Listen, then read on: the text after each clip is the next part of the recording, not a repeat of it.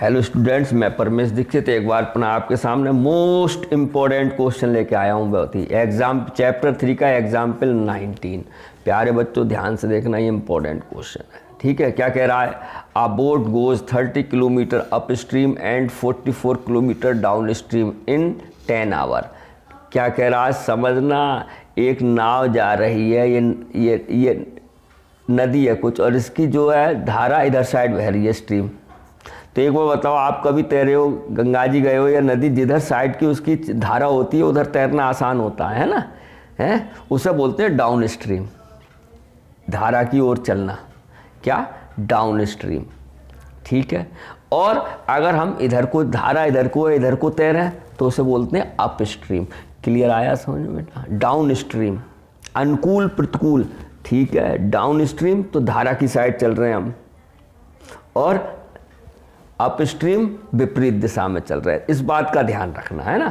तो इन 13 hours it can go 40 kilometre up stream. Up stream मतलब विपरीत दिशा में धारा की, और डाउन स्ट्रीम धारा की दिशा में। और एक बात और याद रखना, जब हम धारा की दिशा में भागेंगे, चलेंगे, तैरेंगे तो ज़्यादा चलेंगे। देखो डाउन स्ट्रीम हमेशा बड़ी होगी। देखो अप स्ट्रीम में कितने किलोमीटर चला? 30, तो डाउन में ज़्यादा होगी, डाउन में 44।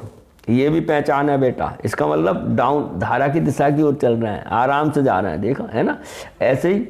क्लियर है? अब यहाँ पे देखो अप स्ट्रीम 40 किलोमीटर से, डाउन स्ट्रीम 40 से ज़्यादा होगी। देखो 55 है। बात समझ में आ रही है प्यारे बच्चों? तो क्वेश्चन थोड़ा महसूस करते हैं, फीलिंग स्ट्रेटजी के साथ जब पढ़ेंगे समझ में आ जाएगा। क्वेश्चन समझ में आ जाना चाहिए। ठीक है, तो अगर आप नहीं समझ पाते हैं तो ऐसा समझ लेना, एक छोटा है और एक बड़ा है। तो जो छोटा है वो अप स्ट्रीम होगा, और जो बड़ा है डाउन स्ट्रीम होगा। ठीक है।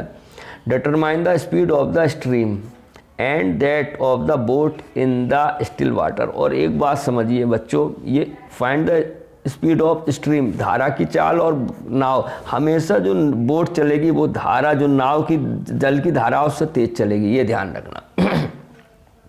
ठीक है। अगर यहाँ पे आप पहले स्पीड ऑफ स्ट्रीम मान लेते हैं x और बोट की स्पीड मान लेते हैं y, तो फिर हमें जो डाउन स्ट्रीम में क्या होगी, इसकी स्पीड में से ये जुड़ेगी। ध्यान रखना, इसलिए सबसे पहले बोट की स्पीड को मानेंगे x और स्ट्रीम की को मानेंगे y। ध्यान रखना। ठीक है, तो x प्लस y हो जाएगी डाउन स्ट्रीम में चली दूरी, और अप स्ट्रीम हो जाएगी x माइनस वाई। क्लियर है? क्योंकि बेटा जो धारा चलती है, नाव तेज चलेगी उससे। अरे हमेशा ध्यान रखो, नाव तो तेज चलेगी। आप धारा की ओर भी चलो तो वो चलाने वाला या स्टीमर चलाओगे तो अपनी तेज नहीं चलेगी वो। अगर धारा के संग चलेगी तो कागज़ की नाव छोड़ोगे, वो चलेगी धारा के इक्वल। ये तो वो पतवार से चलाते हैं जो नाविक, तो तेज चलेगी। ये बात ध्यान रखना, इसीलिए ये इंपॉर्टेंट क्वेश्चन है। बच्चे क्या मानते हैं? स्पीड ऑफ स्ट्रीम को x मान लेते हैं, स्पीड ऑफ बोट को मान लेते हैं y। तो उल्टा आ जाता है आंसर। जो धारा की स्पीड होनी चाहिए वो बोट की स्पीड आ जाती है, जो बोट की स्पीड होनी चाहिए वो स्ट्रीम की स्पीड आ जाती है। तो इस बात का विशेषता ध्यान रखना, एक अपने दिमाग में मान लेना, धारा की चाल से अधिक होती है बोट की स्पीड। समझ में आ गया?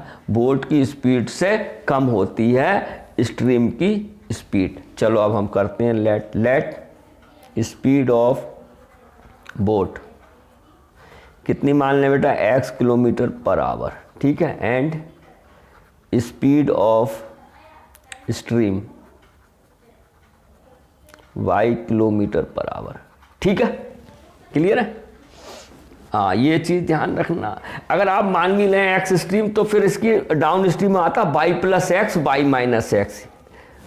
ठीक है, आप कर सकते हैं, लेकिन इससे ध्यान रखना, ये चीज़ रखें, क्योंकि y plus x, y minus x लिखेंगे आपको अजीब लगेगा, क्योंकि पहले x आता है, आप कहेंगे y आ रहा है। तो मेरी बात ध्यान रखना, जब बोट वाला आ जाए तो देख लेना, पहले स्ट्रीम की जब पूछे स्पीड और बोट की, तो बोट की x माननी है, स्ट्रीम की y माननी है। अब आ जाओ, क्लियर आई बात? समझ में आता है? अब आ जाओ, बस सिंपल हो गया क्वेश्चन। अब क्या है, अब हम लिखेंगे speed of boat in downstream. Speed of boat in downstream कितनी हो जाएगी x plus y, downstream में तो जुड़ेगी किलोमीटर पर आवर। ठीक है, समझ में आ रहा है। अब speed of boat in upstream कितना आ जाएगा x minus y kilometre per hour, बस। ठीक है, और बोट जिसमें आ जाए किलोमीटर वगैरह आता है उसमें फार्मूला क्या लगता है, आप लिख देना we know that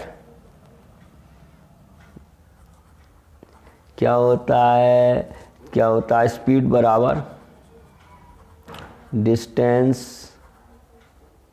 upon time, यही होता है। और हम टाइम या ये भी लिख सकते हैं time is equal to distance upon speed. ठीक है, ये दोनों फार्मूला हम यूज करते हैं, दोनों क्या इसी से ही बना है। तो टाइम वाला जब बोट वाला कोई आया तो ये वाला फार्मूला लगाओ, हो इससे भी जाएगा, एक दो लाइन बढ़ेंगी लेकिन ये लगाओगे तो इजी पड़ेगा। देखो कैसे पड़ेगा, दोनों से भी करा सकते हैं, क्लियर है। बस जहाँ बोट आ जाए, गाड़ी का टाइम दिया हो यहाँ पे, तो ये टाइम बराबर डिस्टेंस अपॉन स्पीड होता है। अब आ जाओ अकॉर्डिंग टू क्वेश्चन, सिंपल देखना, क्वेश्चन समझ में आ गया। अब देखो, अब हमारा पास डिस्टेंस अपॉन डिस्टेंस कितनी चली, अब बात करते हैं अप स्ट्रीम या डाउन स्ट्रीम में, ये ध्यान रखना। अब boat goes 30 kilometre, 30 kilometre up stream, तो 30 किलोमीटर चली तो डिस्टेंस हो गई, और स्पीड क्या है, अब अप स्ट्रीम की बात चल रही है x minus 3, x minus y, समझ में आ रहा है। अब वो अप स्ट्रीम में गई और फिर वो लौट के आई प्लस,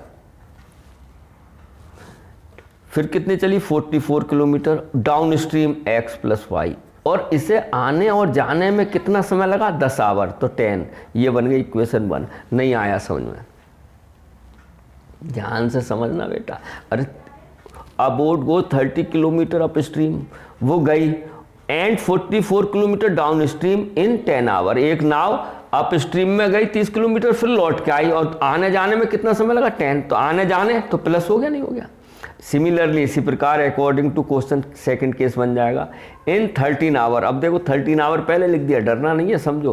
तो in it can go 40 kilometre upstream, 40 kilometre upstream कितना है x minus 1 plus 55 kilometre downstream x plus y, और कितने घंटे में 13, ये बन गई इक्वेशन 2। अब आप इसे सॉल्व कर लो, आंसर आ जाएगा। बात आ गई समझ में, नहीं आई बच्चों? मेरे ख्याल से तो आ जानी चाहिए। अब आप इसे एलिमिनेशन से या रिड्यूसिंग मेथड से, जो आपको अच्छा लगे उससे कर सकते हैं। ठीक है, तो मैं कराना कोई कोशिश करता हूँ, मैं डायरेक्ट ही कराता हूँ, या x प्लस वाई मान के भी कर सकते हो, कोई बात नहीं। तो आप ऐसे ही जैसे हमने पहले किया वैसे करो, रिड्यूसिंग मेथड क्या ऐसे 1 कर लो, ऐसे लिख सकते हैं हम। बात आई समझ में? तो इसको तो मान लो a और इसको मान लो b, क्योंकि देखो x माइनस वाई यहाँ है, यहाँ भी x माइनस वाई है, x प्लस वाई यहाँ है, x प्लस वाई है। ठीक है, नियम समझो, क्लियर है? तो हम लिख देते हैं यहाँ पे let 1 upon x minus y बराबर a and 1 upon x plus y बराबर b। तो ये इक्वेशन अब क्या बन जाएंगी हमारी, 30a plus 44b is equal to 10, और ये बन जाएगी 40a plus 55b is equal to 13। ये बन गई इक्वेशन। अब वो मान ली तो 3 और 4 मान लो इसे। बात आई समझ में बेटा? अब इसे हल कर लो। अब ये देखो, यहाँ भी आपको एक बात बताऊं, अगर आप इसको 55 से मल्टीप्लाई करोगे, इसकी 44 से करोगे, बहुत बड़ा हो जाएगा, टाइम भी ज़्यादा लगेगा और गलती के चांसेस, गलती होने की प्रोबेबिलिटी ज़्यादा है। तो उसके लिए आप क्या करोगे, आप जिसे भी काटना चाहते हो, ए को काटना चाहते हो या बी को, पहले ये सोचो हैं। आप ए को काटना चाहते हो, 30 और 40 का ले लो एलसीएम। बात ध्यान से सुनना मेरी बात, ये बात इंपॉर्टेंट बात बता रहा हूँ, है ना। एलसीएम कितना आ जाएगा तो निकालना आप जानते हो, 30 और 40 का है।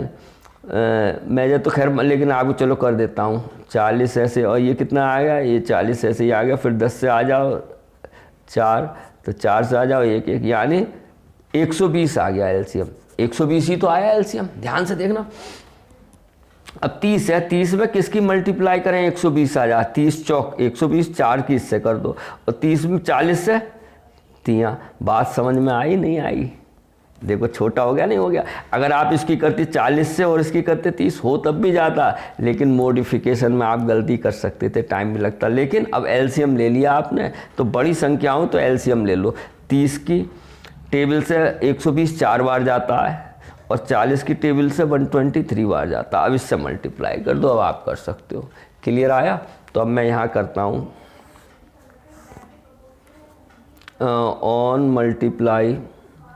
Multiply by 4 in equation third, and multiply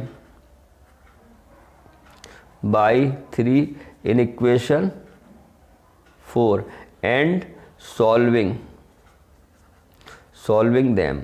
ठीक है, तो बेटा करो 4 से, तो ये 120a प्लस 4 से कितना आ जाएगा, 4 चौक 16, 4 चौक 16 17, b इजकल टू 40। बात आ रही है समझ में? इसको करो 3 से, 120a प्लस 3 पंजे 15, 3 पंजे 15, 1 16, b इजकल टू 13 3 39। अब ये जाएगा ऑन सब्ट्रैक्टिंग, साइन बदलने पड़ेंगे ना, ऑन सब्ट्रैक्टिंग।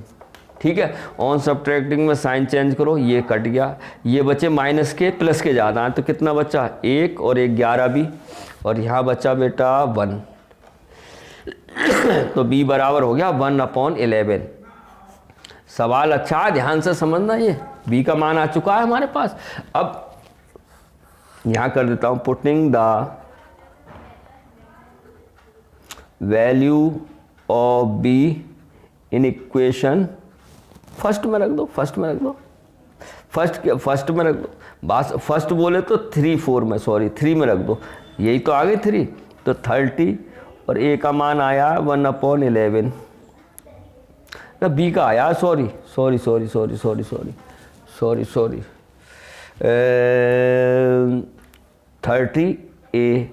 और प्लस 44, और b कितना है 1/11 इजकल टू 10। 11 से कितनी बार कट गया, 4 बार, तो यहाँ आ गया 30a प्लस 4 1 जा 4 equal to 10, 30a equal to 10 minus 30a है ये बेटा, तो -4, तो 30a इजकल टू 6, तो a बराबर आ गया 6/30, a बराबर आ जाएगा 1/5, 1/5।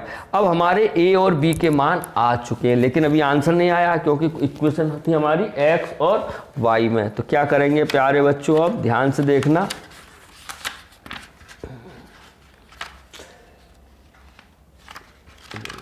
ये देख खाली कोई क्लियर है यहाँ तक बिल्कुल है। अब क्या करेंगे, a और b का मान आ चुका है। अब देखो जो माना नहीं था हमने लेट, ये वाली लेंगे हैं, क्योंकि 1/1 ध्यान से देखना है, मैं यहाँ कर रहा हूँ a 1/x माइनस वाई बराबर a माना था, और a का मान कितना आया है 1/5, देखो ये रखा है 1/5, तो 1/x माइनस वाई बराबर 1/5, क्रॉस मल्टीप्लाई कर लो, x माइनस वाई बराबर 5, ये इक्वेशन बन जाएगी 5।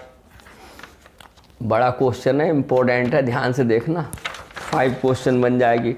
सिमिलरली एंड दूसरा मान क्या आया था, हमने माना था 1/x प्लस वाई बराबर कितना मान था b, और b का मान कितना आया देखो ये रखा है 1/11, क्रॉस मल्टीप्लाई करो, x प्लस वाई बराबर 11, ये बन जाएगी 6। अब 5 और 6 को हल कर लो, तब आपका आंसर आ जाएगा। Again on solving equation first and, वो फर्स्ट एंड नहीं 5 and 6, 5 and ध्यान से करना 6, x माइनस वाई बराबर 5, x प्लस वाई बराबर 11, तो ऑन एडिंग में ही जा रहा है बेटा, ये तो है ऑन एडिंग, तो ये कट गया 2x इक्वल टू 16, x बराबर 8 आ गया। ठीक है, putting the value of x in equation 5th में रख दो, 6 में रख दो, तो x प्लस वाई यानी 8 प्लस वाई इजकल टू 11, तो y बराबर कितना हो जाएगा 11 माइनस 8, तो y बराबर आ गया 3। ठीक है, तो इसलिए स्पीड ऑफ बोट कितनी आ गई, स्पीड ऑफ बोट आ गई हमारी 8 kilometre per our and speed of stream ये कितनी आ गई बेटा 3 किलोमीटर पर आवर। तो ये मोस्ट इम्पोर्टेंट क्वेश्चन था, उम्मीद है आपको समझ में आया होगा, बड़े ध्यान से करना है इसको। ठीक है, क्लियर है। Speed of boat 8 kilometre per our and speed of stream 3 kilometre per our. आज आपकी चैप्टर 3 के सभी एग्जाम्पल फिनिश हुए। नेक्स्ट वीडियो मिलते हैं चैप्टर 4 के एग्जाम्पल के साथ। Have a nice day.